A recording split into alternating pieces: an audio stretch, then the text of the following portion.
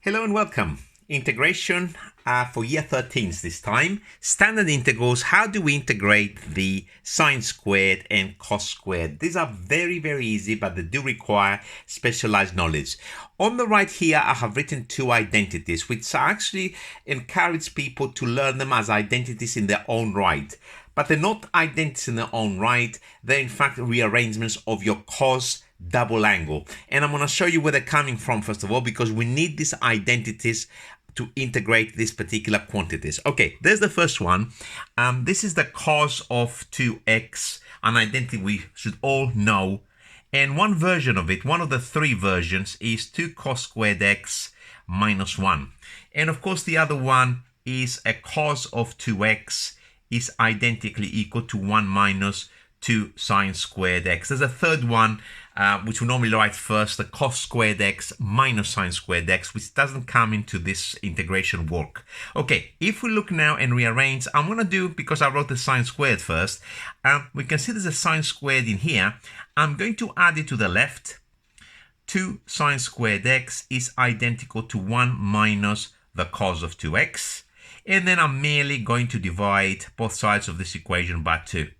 So it's going to give me a half minus a half cos 2x. Now, the other one is done practically exactly, well, practically, it's exactly the same thing, it's just a different quantity that we need to isolate. So we're going to leave the 2 cos squared x on the right and add the minus 1 on the left. So it's going to be 1 plus the cos of 2x. And then again, divide both sides by 2. So we're going to get cos squared x is a half plus a half cos of 2x. We can write it, I guess, back to front, and let's write it. Cos squared x is identical to a half plus a half cos of 2x.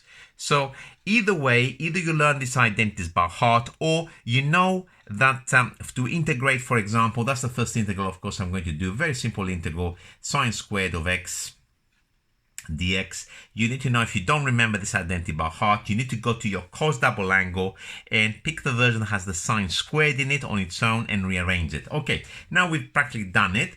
So, of course, we're going to use this particular line. So this is now what I'm going to replace it by, a half minus a half cos of 2x dx.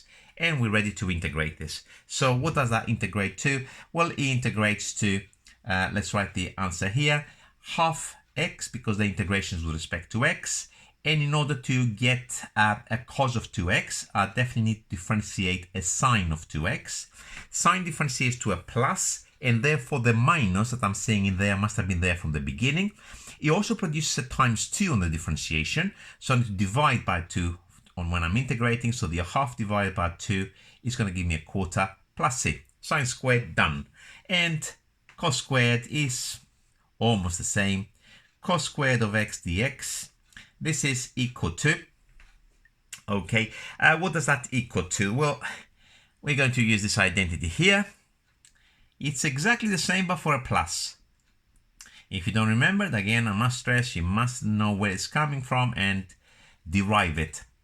Okay, dx, and ready to integrate. Half integrated with respect to x, of course, half x.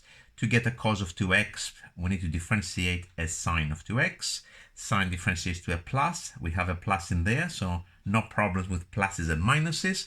You also produce a times 2 on differentiation, so we need to get rid of it. So in integration, we divide by 2. Half divided by 2 is a quarter plus c. So that is the two examples that I wanted to do. Nothing more than that.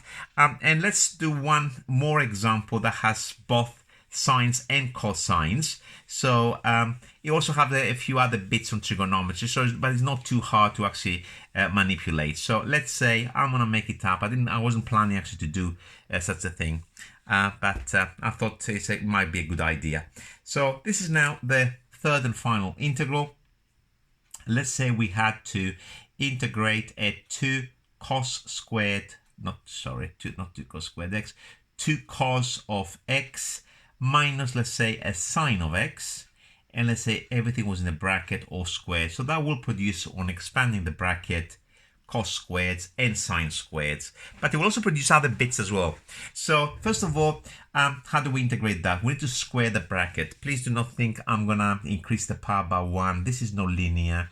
It doesn't work. So we need to expand it, either by multiplying two brackets if you're not secure with it with binomial expansion, or just you can do it on the spot.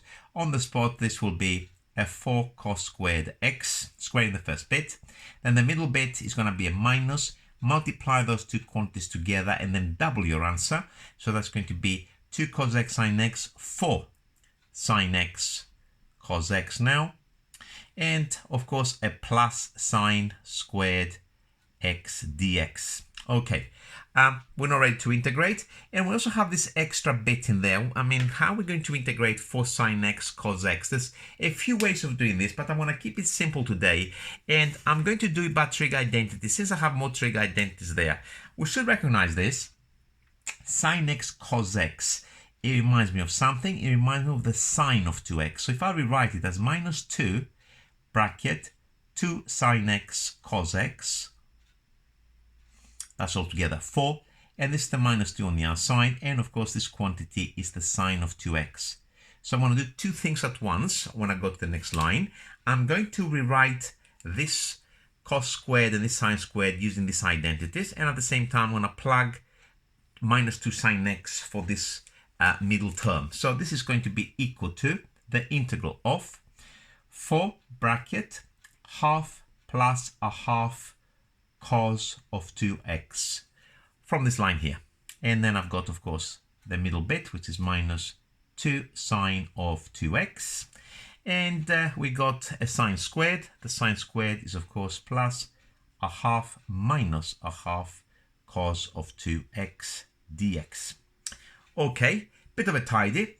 So we've got some loose numbers. We've got this half, and we're going to get more numbers from this bit here. Half of 4 is 2. Plus half is 2.5, which is 5 over 2. We got cos of 2x in two places. Half of 4 is 2, so we got 2 there. And we got minus a half. So 2 minus a half is 3 over 2. So that's going to be 3 over 2 cos of 2x. And this term we must not forget. And we're ready to integrate and finish it off. Okay, so this is now my answer. I've got a 5 over 2x. To get the cos of 2x, I need to differentiate a sine of 2x. Sine differentiates to a plus it is. And you also produce a times 2. 3 over 2 divided by 2 is going to be 3/4 at the front. And to get the sine of 2x, I need to differentiate a cos of 2x. But cos differentiates to a minus. So this minus that I'm seeing in there must have been from the differentiation, and therefore it must have started life as a plus. You also produce a times 2 at the front. This is the 2 I'm seeing in there, or you can think of it as 2 divided by 2 is 1 plus it. And that's the answer. And I don't think I want to say anything else.